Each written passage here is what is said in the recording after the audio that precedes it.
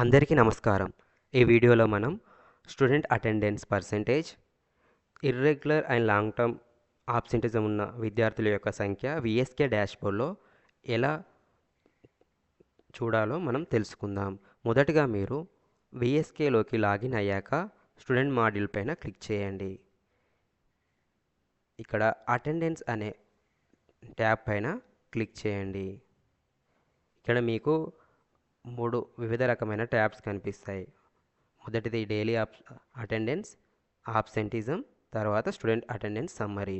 ఇక్కడ మొదటిగా మనం డైలీ అటెండెన్స్ ఎలా చూడాలో తెలుసుకుందాం. డైలీ అటెండెన్స్ పైన ట్యాబ్ పైన క్లిక్ చేయండి.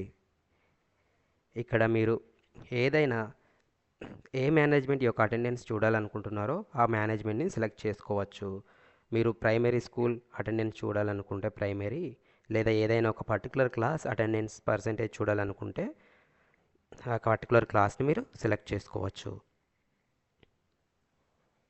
ఇక్కడ మీరు కిందికి స్క్రోల్ చేస్తే పాఠశాల వారీగా నెంబర్ ఆఫ్ స్టూడెంట్స్ ఎంతమంది యూడైఎస్లో రిజిస్టర్ అయ్యారు, ఎఫ్ఆర్ఎస్లో ఎంతమంది రిజిస్టర్ అయ్యారు, మీరు ఏ రోజైతే విఎస్కే డాష్బోర్డ్ చూస్తున్నారో ఆ రోజు పాఠశాల వారీగా విద్యార్థుల యొక్క అటెండెన్స్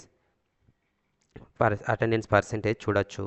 అదే last week attendance and last month attendance average కూడా మీరు ఈ డైలీ అటెండెన్స్ ట్యాబ్లో మీరు చూడవచ్చు.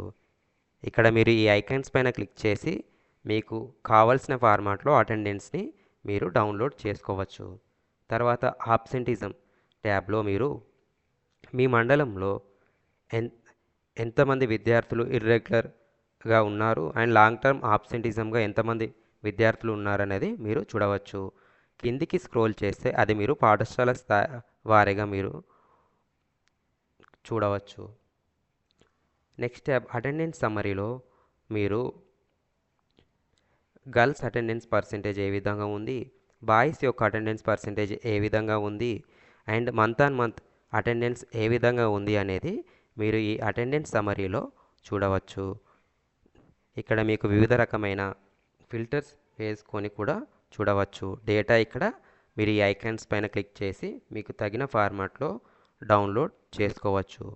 ధన్యవాదములు.